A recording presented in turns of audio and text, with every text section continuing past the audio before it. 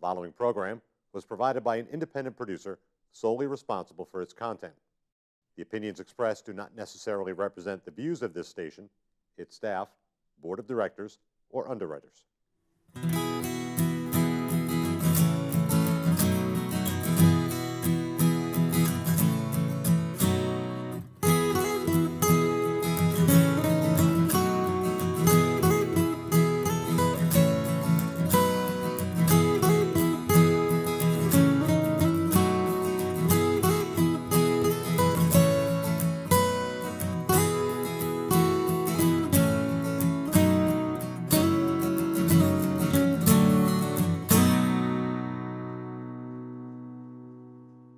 Welcome to today's show of Music Matters. Today we have the phenomenal musician Ted Solovicos. Did I say that right? Yeah, you did. I used to call myself Solovicious in the 80s, but it's back to normal. Wow. So how are you, Ted? Good. Keep forgetting. Yeah. Very good. How are you doing? Very good. Great to have you on the show today. Thank you very much. You're going to play some great songs for us? Yes, I am. All right. So why don't we talk about how we met? Why don't you tell that story? How did we meet? We met at the homestead in Merrimack, right? That's right. Upstairs. And I believe the first song, according to you, that I played was, what was it? Fool on the Hill, yes, right? Yes, it was. That's right. Yeah. And then I must have played some originals there. Yes, you right? did. Yes, I heard No Tomorrow, I believe. Yeah. And you're going to play that for us today? Yes. Yeah, I'm pretty sure I'm going to. All right. Good. And I played, I don't know, I'm sure I played some originals there. Mm-hmm. One of my favorite places to play, actually. Yeah. People listen there. Yeah, it's a nice place to go. Yeah, it really is. It's a nice little corner. It's not a stage, but they have the nice purple lights, or whatever you want to call it. Yes. But, very nice. But like I say, I play all around. It's better than playing in a pool room. Yes. We've seen our share of pool rooms. Yes, for sure. So how did we get talking? I don't know. I think we took the front row seats. Yeah, you guys did. You and Steve. And I don't know if I came over there, but I probably went around and said thanks for applauding or something like that, you know. And we all started talking, you know, I don't know, I really don't remember exactly, because it was a big rush to the stage. No. That's right, there was. Maybe a little later, but it wasn't that bad. I mean, you know what I mean? It's one of the funniest things that, you know, that's the only place that people come up to me or just about and start talking, which is really good. Like the other night, I was playing at, where was I playing?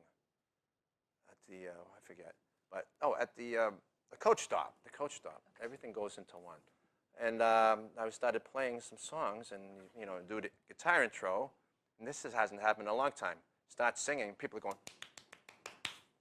I'm like, wow, you know, start singing like, you know, and they start applauding like they wow, oh, it's great he's playing that song, but I almost started laughing, so. You have to see that. All right. Are you sure you weren't there? I was not. Okay. I would have been clapping. That's why I thought maybe it was you in the background. You know? So how'd you get started in music? How I got started? I started very, very young. Actually 7 years old. I think I started taking piano lessons because my mother wanted me to, you know, not to go to the park all the time and play like the guys, you know, kids. We used to play baseball and all that, but she signed me up for piano lessons. And from what I remember, that's what happened. I did it for 7 years. I played piano. Wow. At these big recitals, you know, and in the big halls, and I had the bow tie, you know. I looked like a ventriloquist dummy, you know. Look at you now. Just a dummy. No, but I would play all these recitals, and I used to hate it, actually. Did you? Yeah, but I had a fantastic teacher, actually. I didn't actually hate that part of it. Her name was Mrs. Clark, and she played the flute, too. She was a beautiful flute player and piano teacher. And I was kind of, you know, you're 7 years old, you're in love with your teacher kind of thing. And I did anything she wanted. I did all the practicing. I actually looked forward. Then she passed away. You know, I didn't understand what happened still. So I guess my mother made arrangements to go around the corner to this other music teacher, piano teacher, Mrs. Olivia, and she was a nice lady, but I would get under her skin because I wouldn't practice. At the time, I was getting into rock and roll, and who wanted to play piano when you had guitars everywhere, And then I bought a guitar. My mother bought a guitar, and I started playing guitar, but I never practiced my piano, and she would get so frustrated. So I would bring her in some Beatles music. I said, could you play this Beatles song? I want to hear how it's played. And she would play it, and I would listen to it, and that ain't right. So she would be reading music. Well, sometimes when you read music, back then, see, the Beatles never wrote music or read music, so they had people writing their music, which at the time were probably in their 60s and 70s. So they were doing it their own interpretation, so it didn't sound right. But anyway, and she talked me into doing a recital. All right, so I remember I was going to play Tarantella, I think, and I wanted to play one of my own songs, and I had a backup song. I had 2 songs up that she, assigned me to play. So anyway, we're in this big hall, and I played Tarantella. It was my turn to play Tarantella, so Then I, like a brat, I was probably like 11 years old, 12 years old at the time. This is long after 7 years old. And for my next composition, I am going to play an original song called whatever it was, and I played it, and you could see her face going like that. And I'm playing my own song, and I was singing. There's no microphone there, and there's a big hall. And after everyone like, hey, so that was the beginning of my songwriting career. Wow. You don't remember the name of the song? No, I really don't. It's too bad. I would have recorded it. Wow. So you have quite a history on the local music scene. Yeah, in Boston and North Shore, Salem. I come from Salem, Massachusetts. Grew up there. And yeah, we got into music. We started a band when I was got out of grammar school. Started a band. I was trying to start a band in grammar school, 8th grade, but no one was good enough to play. So when we were going to high school, between 8th grade and high school, one of my friends, Jimmy Wall, said, Jimmy Bicky plays drums, and I used to, he used to be in my kindergarten class, but he stayed back a year. Someone stayed back in kindergarten. So anyway, so I went down and talked to him, and he was working, at 15 years old at the fruit market in Salem, right? So I went there and talked to him, and I brought my guitar and amp over there that my mother got me from Ted Cole's music shop. And I went over there, jammed with him. We kind of clicked. Then in high school, this fellow, he's still in the band with me now in Britannica, Ed McNiff, he went out and bought a bass guitar. And that was it. We were a trio for like 2 or 3 years, and we played Salem High School. We got the PA and all that. We practiced 12 Union Street at Jim Rybicki's house, in his room, in his bedroom. We would practice. I bring my bandmaster amp over there, and he had all the drums. It was very cramped, but we did it.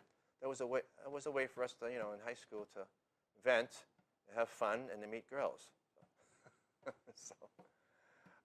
So we played quite a bit. It got pretty popular. Our band was called Northeastern. Northeastern. Yeah, it was a simple name.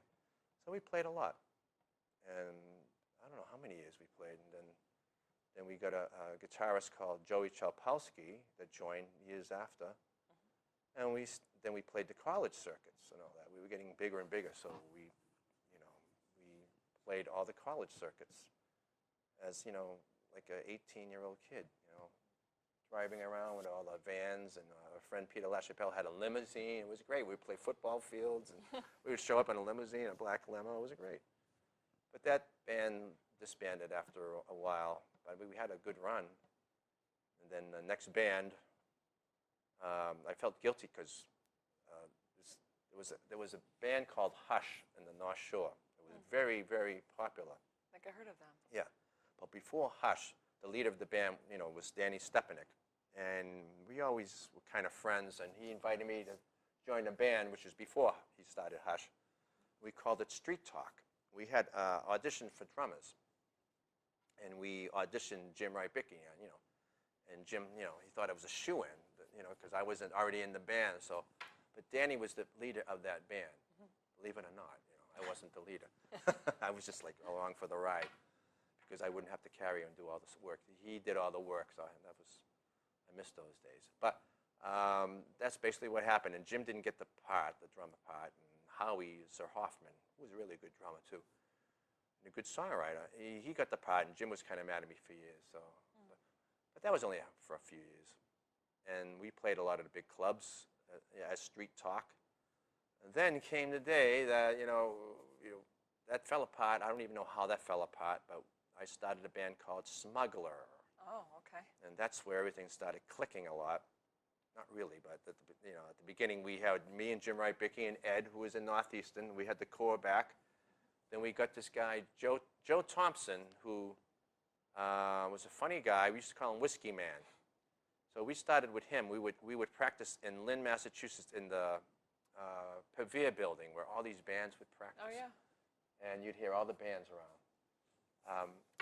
So we practiced up there. We were doing our own stuff, but we were doing songs like by the Police and things like that, But Joe had a little problem with cough syrup, because he always would have drug problems. So he basically bowed out of the band, and we had him replaced with Jim Foley, and that's when really things started clicking, because he was a good songwriter, and we were all good friends now. So we had a really good band, and we played all these big clubs in North Shore in Boston. We played the Rat, we played Bunratty's, we played the Channel, we played the Paradise, all these other places. I don't remember the names of them.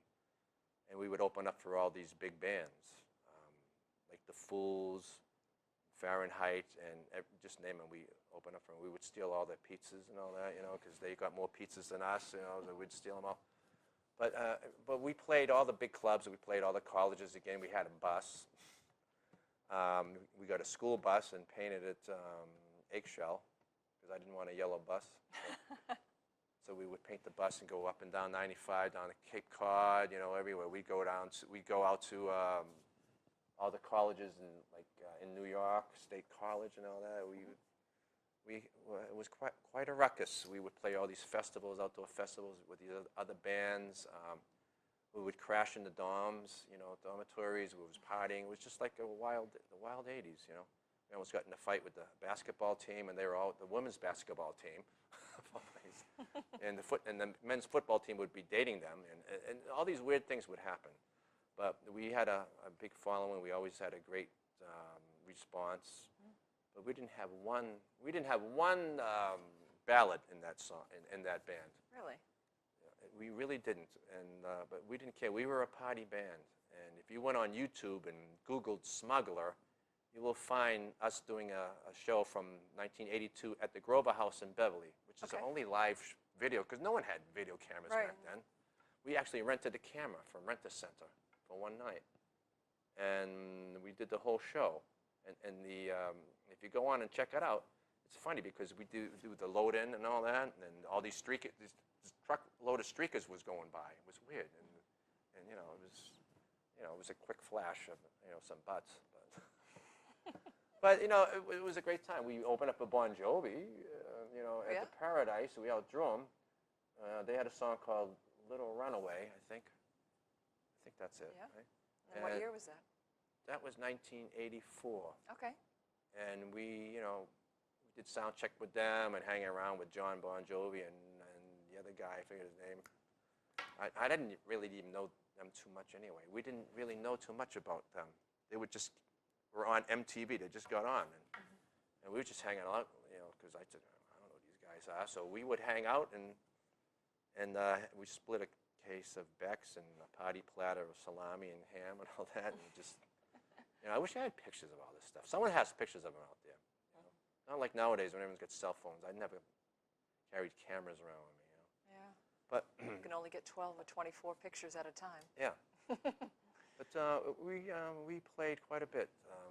Had a fantastic time.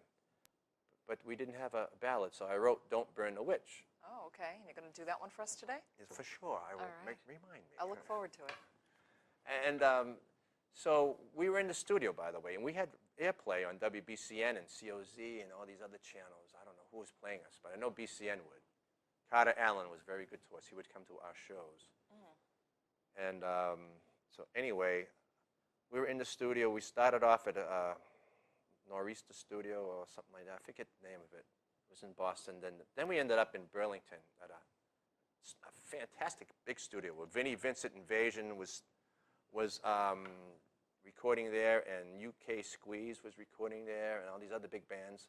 I don't even remember the name of the studio, but Buzzwood, if I call them. He always reminds me, but I forget. But we did all our songs there, with like 64 tracks, the big board. I didn't know, we didn't know what was happening. So I wanted to record "Don't Burn a Witch." We had this deal with Atlantic Records. And our producer, his name was Stuart Dawson, very nice guy, but he rejected "Don't Burn the Witch." And I said, well, but he wanted me to write more songs about love, sex, drugs, and rock and roll. He tried to turn us into Def Leppard. So I was kind of not for that. So I wrote some songs, which if you ever heard it, you wouldn't even know it's me singing. Really? I get that, like the heavy metal thing. So things started happening there, and we were ready to get some songs on the radio. Our first album was being cut. And something happened one night at 3:30 in the morning. While we were recording, we were doing some mixing. Everyone disappeared, except for me and the guys in the band. We were very straight in the recording studio. So what happened was I found that everyone was doing drugs in the other room. So they were all doing cocaine and all that. This is 1985.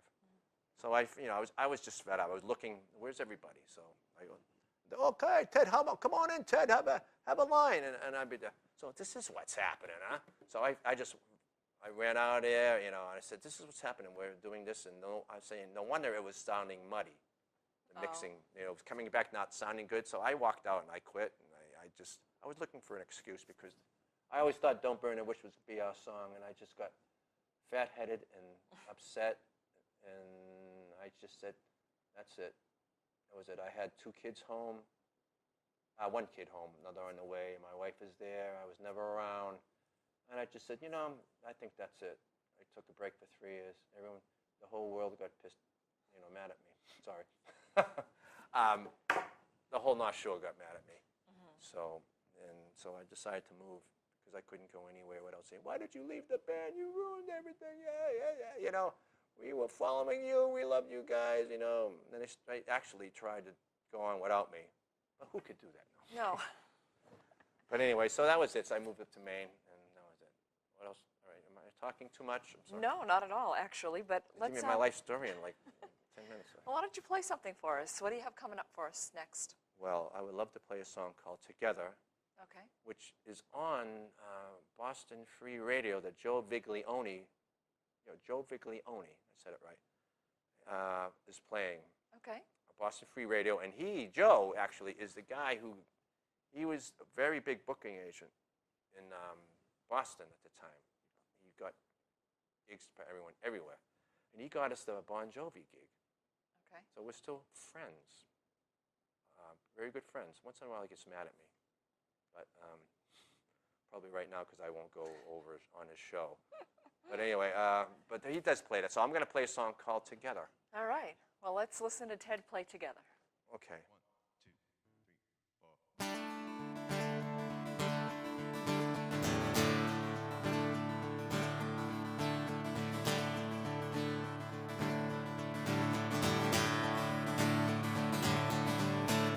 I know a wonderful world. I know a wonderful world we can live in together. I know a wonderful life. I know a wonderful life we can live in together. Called love, where you can feel close and give each other the most you can give anyone. If love is real, I can take you there.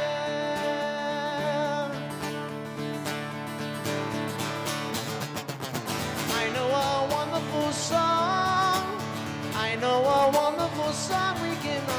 together. I know a beautiful road.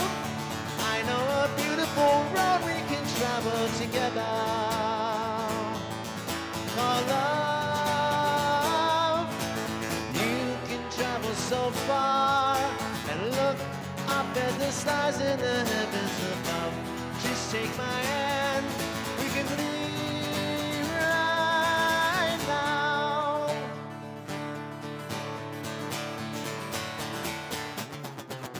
I know a wonderful dream. I know a wonderful dream we can both share together. I know a beautiful field. I know a beautiful field we can play in together. Call love, where you can feel close and give each other the most you can give anyone. If love is real, I can take you. We can travel so far. Look up at the stars in the heavens above. Just take my hand. We can leave right now.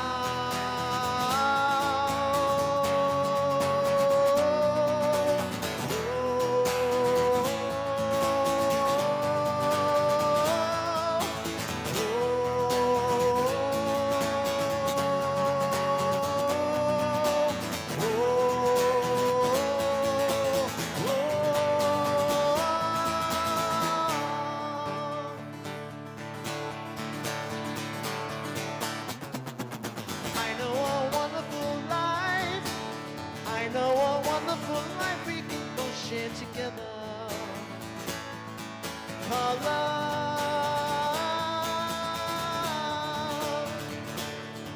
Call love.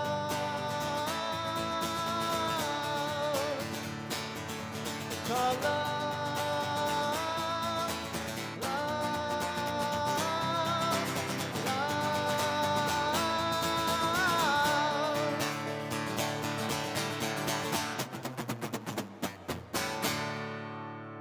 Thank you, Ted. That was fantastic. Did you really like it? I did. I really liked it. Good. Yeah. Can't wait to hear what's next. Well, you want me to do something now? Yeah, let's do something else. Okay. What should I play? I will play a song called Sun Shower. All right. I can tell you a little about the song. Okay. It's not on my new CD, although I play it now. It's brand new. Okay. Actually, kind of 4 months old, but I wrote it. Of course, it was raining out. I was on the front porch and I'm sitting watching the rain come down, sitting on my British chair, which you've seen, and just looking at the rain. And all of a sudden, I see the sun come out, and it's still raining.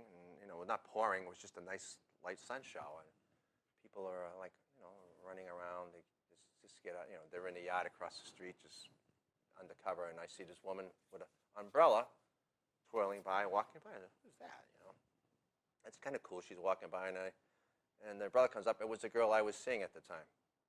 So her name is Laura. So I wrote it because we were breaking up. So I kind of wrote that song for her as the final, goodbye. But there you go. I'll play it now. All right. All right. All right. Sun shower.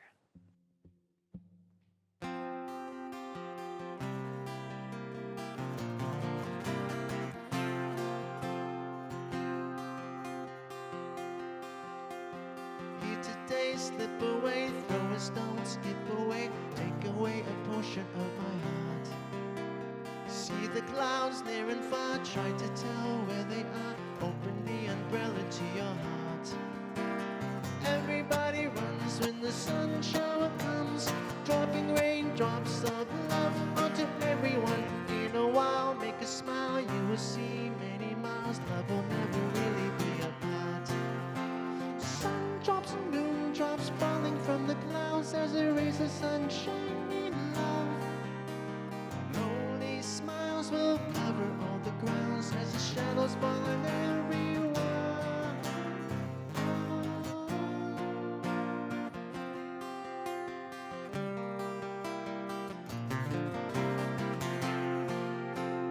Fall in love, look above, sing a song, find no one who will love you for the way you are.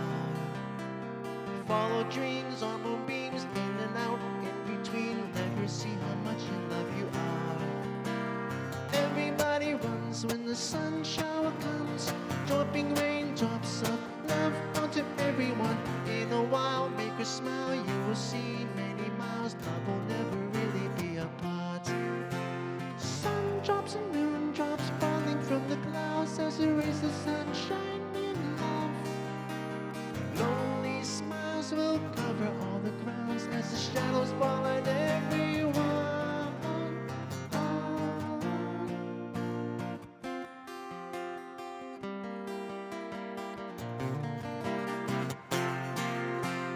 Here today, slip away, throw a stone, skip away, take away a portion of my heart. See the clouds near and far, try to tell where they are. Open the umbrella to your heart. Everybody runs when the sun shower comes, dropping raindrops of love onto everyone. In a while, make a smile, you will see many miles. Love will never really be apart. Love will never really be apart. Love will never really be apart. Wow, Ted. Now, when did you write that song? Just a few months ago? I wrote that probably in like July, June or July. Nice. To say, yeah. Came up. Came right out. You know. I had my little voice recorder, and I started recording it. You know, it's only this big. It's got like 1,700 hours on it. I don't know how. Wow. And I got like 175 recordings on it. Just even, some of them are like 5 seconds. Some of them are like, 20 minutes. I'm not 20 minutes, like 2 minutes. Just so that I don't forget an idea. But I'll have to show it to you sometime. You know? And that's how I started writing all my songs since I bought it, really. Because my best songs were just forgotten in my head. Yeah. They really were. Like No Tomorrows, that song that I'm going to be playing here soon. Is that, I had that song. I didn't even write the song for my album, which my album is called Mixed Emotions of the 21st Century. I have to show it. That's right. I have to bring it over here. Yeah. And anyway, that was the last minute song. I said I needed a good opening song for this album. I wasn't happy with everything else. I didn't think it was all the other 18 songs. There was out of 18 songs, I couldn't figure out which one to do. So I figured I'd write an opener. So I was rocking in the neighborhood, and I had all these verses done to it. But there was one thing that I said, it needs something else. So I'm walking around, we're walking, and then all of a sudden, this part comes up in my mind. Come fly away with me. And I'm there, that's it.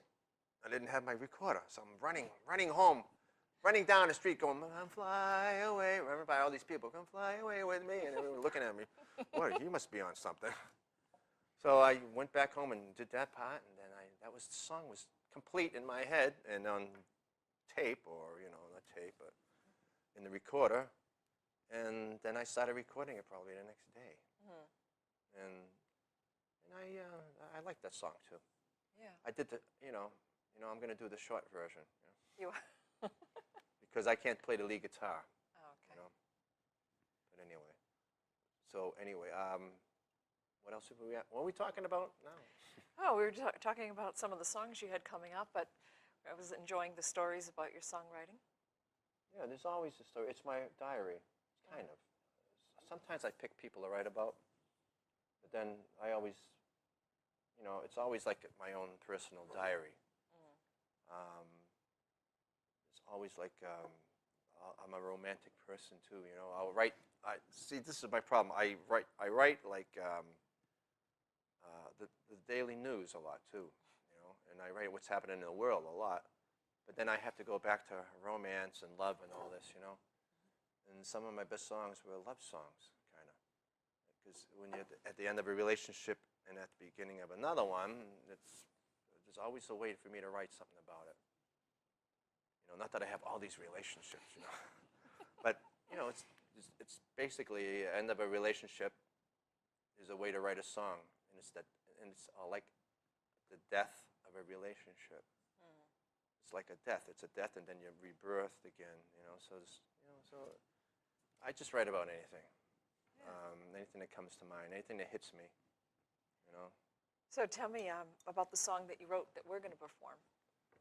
What would you like to know about it? Well, how did you, what inspired the idea?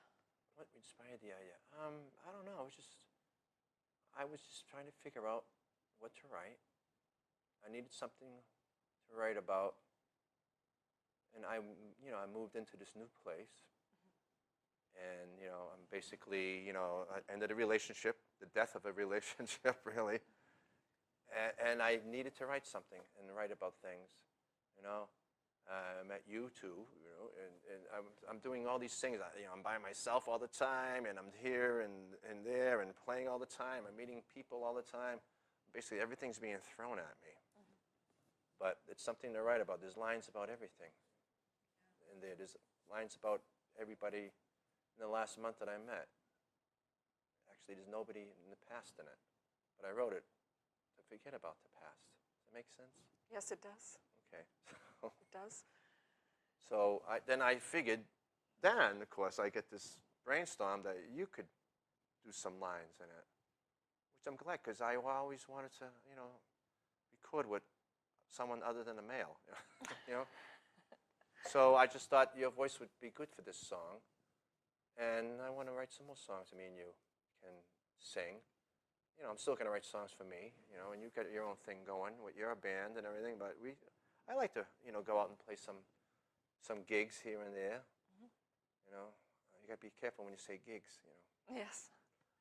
Especially when you're dictating. Dictating, yeah. No one's dictating, right? No. But anyway, I want to write some songs for me and you. I want to actually focus more on your voice. To the song me and you are singing is the laid-back song, but I want to focus more on your voice and mine to really start going, hey, and I'm going to focus on it. You trust me, so I'll write some songs for me and you. Okay. Okay. I won't charge you anything. All right. Well, we'll have you come back on a future show, and we'll do some of those. Okay. Sound We're good? definitely going to do that. Yeah. All right. You can't get rid of me that easy. No. Well, good thing. So talk about Don't Burn the Witch. Should we already? Don't Burn the Witch. That's the one that they rejected. And it's quite a great story. Yeah. And you're going to play it for us after you tell us the story? Yes, it's my acoustic version. Okay. I think you heard see, I wrote that in 1984. They didn't want it recorded. Bummed me out. I left, but when I recorded, before I get into this whole song, what it's about, I recorded finally in 1999 on my Time Machine CD. That's the recording I would have done with Smuggler. And it would have sounded just like that. But anyway, so I wrote that in 1984. We used to practice, like I said. The year is 1984, and already we've been practicing 16 years in the same place, driving the neighbors absolutely bonkers on Union Street, right near the Hawthorne Hotel, but no one would ever call the cops on us because they just liked us, It's free music. Yeah, well, yeah. I would write songs. I wrote "Son of Kong" way back then. I would have never recorded it if I didn't do it now. But anyway, Don't Burn a Witch. So what we would do, we would be at practice, all four of us. We would practice probably till 10 o'clock was our cutoff. I think that was the agreement we had with the neighbors, 10 o'clock. So we would end practice and go down to In a Pig's Eye, which was, it wasn't our hangout, but for some reason we would go down there.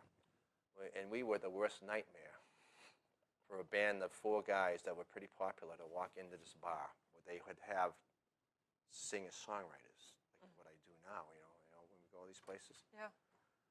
But no one would dare say anything. But we would go in there, and I was always quiet. I actually am, you know that. But there was always our loudmouth drummer. and our lead guitarist would get to the point where they would just be obnoxious. So we would be in the Pig after every practice down there.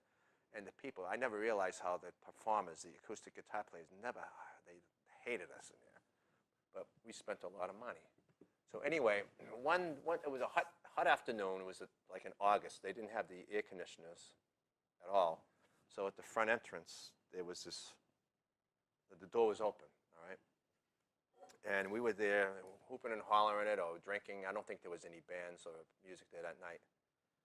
So we were sitting there, and we're just talking about what we're doing for songwriting, what we're going to do next. And we look at, well, actually, someone said, hey, look who's at the door. And Laurie Cabot, the official Salem witch, is staring at inside in a pig's eye, looking around. We're saying, what's she looking for? She's looking for us, you know. And so, she looks at us. There wasn't that many people in there. She goes, oh, boys, have you seen my dog around? I think he might have come in here. Have you seen him anywhere? And Jim Foley, you know, the big mouth he is, you know, he's a funny guy. You mean you can't find Toto? And that was it. I mean, she got so mad, she started yelling at us, you know, and that was it. So basically, that was the hex we got. All right, so she basically hexed us, put a curse on us. I'm confident now that's what happened. But anyway, we still had tons of big shows after that. Don't get me wrong. So the next day or day after, that night, I felt, you know, I mean, we kind of, well, he insulted her in a way. So I figured, I need a peace offering. I'm going to write a song about her. And every time, you know, I sing "Don't Burn a Witch," people ask me about it, or it's online. There's a video online. Mm-hmm. If you go to "Don't Burn a Witch" on YouTube, you'll see Britannica. You'll see the real video I did in Charter Street Cemetery in Salem. Okay. But I felt I needed a peace offering, so I wrote "Don't Burn a Witch." But people always say they never burnt witches. And see, but the whole idea was don't cross the witch. But I didn't think that don't cross the witch, you know. Yeah. So I thought burn, since people always thought they burnt witches at the stake, I thought it would gelled in a way. But people don't realize that it doesn't mean don't cross the witch, you know. Mm. But I just thought don't burn a witch was the good flow. And the video's really, it's a good video. You saw it for the first time. I did. So my first and probably only video, although we are talking about a video, aren't we? Yes, we are. And I already got a new idea. Oh, good. Yeah, you're the one that's going on tour, and I'm staying home. You know, with beer everywhere. You know, eating popcorn, watching me TV. That'll be funny. Okay. And I'll drop you off at the train station. But anyway. Oh, thanks. Can't wait for my future. Maybe the airport, but there'll probably too much more security. They won't let us film. Oh, okay. But that's how "Don't Burn a Witch" came about, and I thought it was a really good song. It had a lot of hooks, and, you know, it had some great lead guitar licks, you know, and the video is kind of funny. I got these. I was going to actually have Laurie Cabot and the older witches on it. Mm-hmm. I think I told you this, but then I figured if it got pretty famous, who's going to want to see, you know, these ladies are in their 70s. So I knew these girls that used to follow the band, and they were actually underage, or they were under 21. They would come see us at the outdoor gigs, and they were practicing, what do you call it, witchcraft? What do you call it? Wiccan? Wiccan, yeah, Wiccan. And one of her name was Flavia, and she's got the spoken word. She wrote a poem, spoken word, for the intro of that song, which is really great of her to do that. Wow. And I was talking to her about it, and I said, would you like to be in this video somehow? And do you have any friends that would be in it? She goes, yeah. So she got these two other friends, and it got kind of like the theme line, theme of the song, the visual part of it is them being as part of the video. Mm-hmm. And you know how I shot it in the cemetery, and you know, we get the indoor, like in the studio here, we had the casket set up with the funeral parlor, and she's being laid out to rest, you know. But in the video, you know, she's, you know, dancing around the trees and all that. It just looks sexy. You girls go up in that tree, you know. And they would just do it, and they, you know, and I took, you know, the videos of the tombstones, and I put it all together. I did it all by myself, really. It came out pretty good. Some people made fun of it, but I don't care, because I thought it was pretty good. So did Laurie ever hear the song? Oh, yeah. And yeah. did she ever respond or speak to you about it? For years, yeah. I actually saw her. I'm going to introduce you to her. I already know her. Wow, all right. There you go. I went into her shop within the last year, because I don't live there anymore. I just see her all the time. And I gave her CDs. I said, hey, take these CDs and sell them in your store, and you can even keep the money. I don't care. She's probably got more money than me 20 times over. Oops. Like I don't need the money, but you know me, I always give out things. And so that's basically, yeah, I see her. And I went actually to see her about 2 months ago, but it was a hot day. And the woman in her store said, usually she's here, but it was so hot in the store that she doesn't like being hot, you know. And so I was just, all right, just tell her Ted come by, and you know, she's a good person. That's why I wrote a song for her, because I just felt bad. You know, I would never, you know, start yelling at her, or not yell at her, but you know, make fun of her in a way at the pig's eye, which I'm banned from the pig anyway now. So thank God. No.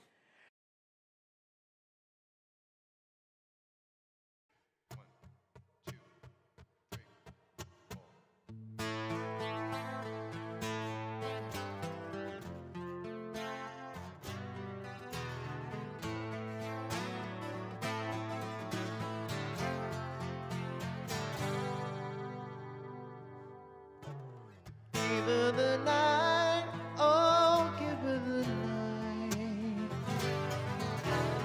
Give her a try, oh, give her the night. Don't burn the witch, she'll get right back at you. Don't burn the witch, your friends and family too. Don't burn the witch, she's at the witch's brew, for she's a dream of tomorrow. Give her the night, oh, give her the night. Give her a try, oh, give her the night. Don't burn the witch, she's got that certain awe. Don't burn the witch, she'll see the family fall. Don't burn the witch, she'll get back one and all, for she's a dream of tomorrow. Give her the night, give her what's right.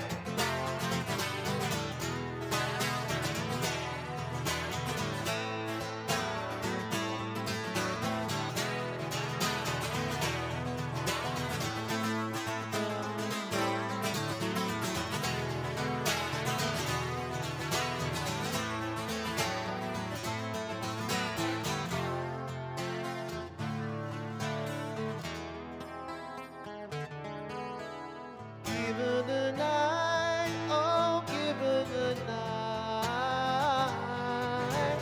Give her a try, oh, give her the night. Don't burn the witch, she'll get right back at you. Don't burn the witch, your friends and family too. Don't burn the witch, she's got that certain brew, for she's a dream of tomorrow. Give her the night, give her what's right.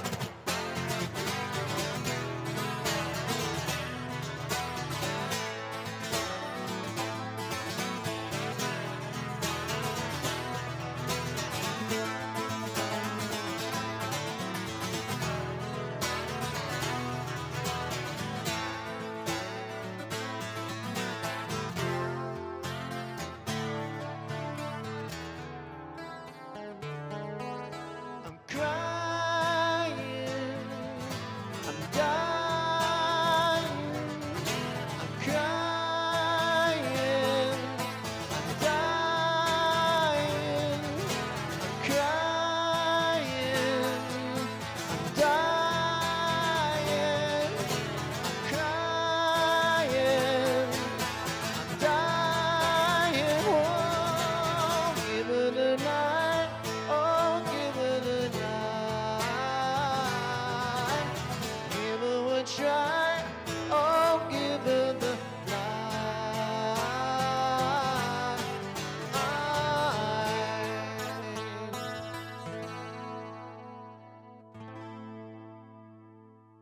why don't you tell everybody how they can find you?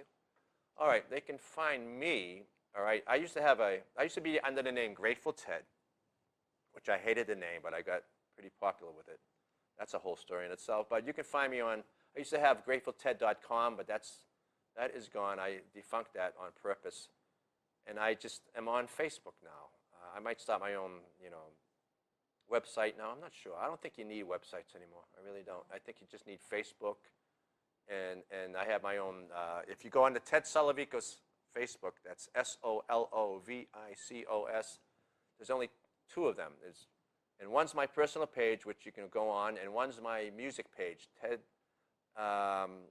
Solovicos / Lost Chord Music Events. I'm pretty sure that's what it's under. I tried to change it to Ted's Excellent Solo Adventures, but they wouldn't let me change it. You had trouble on Facebook too. But anyway, so that's it. You can find me on Facebook on the Ted Solovicos Lost Chord Music Events. Thank you. So now, this has been a fantastic talk. I'm going to have you sure? come back. Yes, it's been great. It's over? No, not quite. We're going to do a song together. Oh, that's right. So I just wanted to tell you that we're going to have you come back. Sure. Awesome. Yeah. Everything flows into one, when I'm talking so much. Yes. So what about your career? We'll have to do a separate show for me. I will interview you. But thank you for asking. So let's do our song. Okay. All right. We're going to do our song that Ted wrote just recently. Are you ready? Yes, we're ready. Let's do it. Sure. We'll do it. Let's do it. 1, 2, 3, 4.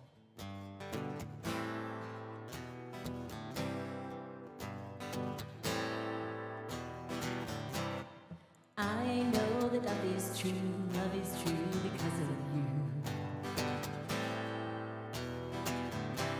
The time seems right to make you smile. I like to have that job a while. The life that we're getting really doesn't last that long. I have to think about it, but I really don't feel wrong. Don't be long.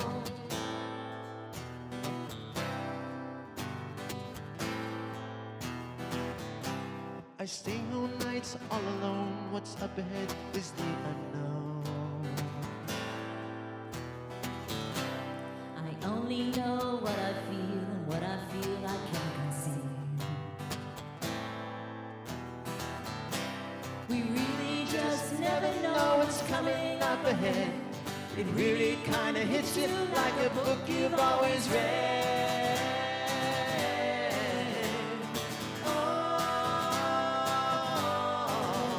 Don't be long.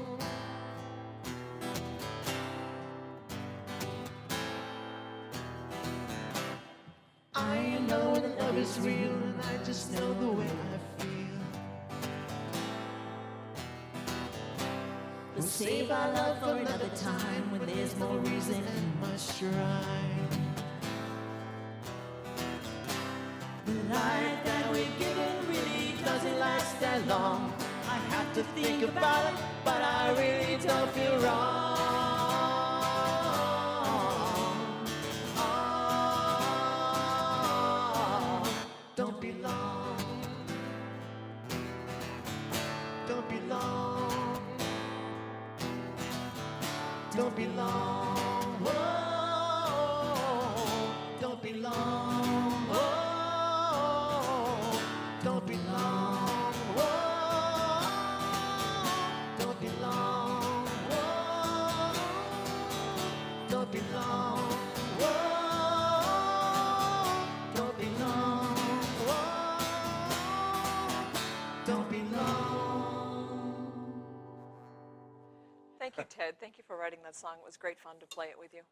Yeah, it's great, and it was great recording it too. And I'm still mixing it. I'm like the mad scientist, trying to do all the the volumes and everything, and get the EQs right, and get all that out of it. I can't wait to hear it. Can't wait to hear what's next. Well, I'm still writing. I got a new song, but I don't think you're going to be on it. No. No, you could. We'll see. All right. You never know when I add a part. That's right. Okay. I want to thank you for the straight vodka. Next time, could I have ice? Yes, next time we'll make sure of it. All right. Thank you for being on the show today. You're welcome. Thank you, Ted. All right.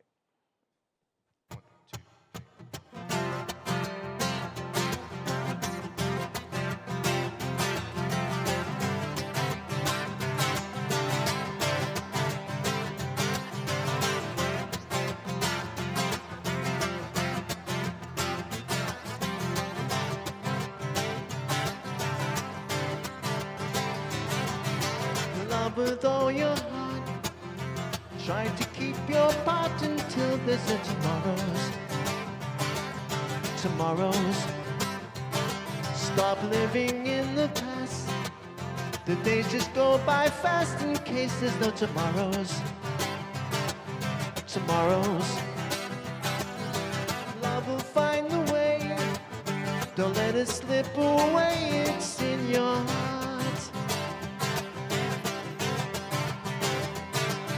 There's problems all around. There's many leaps and bounds in case there's no tomorrows. Tomorrows. Stop living in the past. The days just rush by fast in case there's no tomorrows. Tomorrows. Love will find a way. Don't let it slip away. It's in your heart.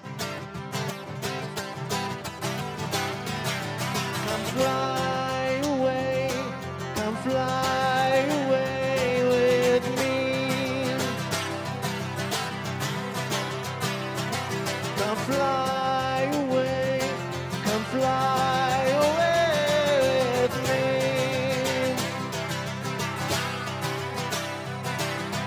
In the mornings with a smile, the sun will set in a while. Make love, love. Do some things you've never done. Take some time before there's none. Just love, love. Love will find a way. Don't let it slip away. It's in your heart. Come fly away. Come fly away with me. Come fly away. Come fly away with me. Come fly away. Come fly away with me.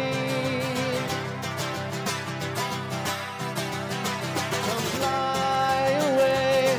Come fly away with me. Come fly away. Come fly away with me.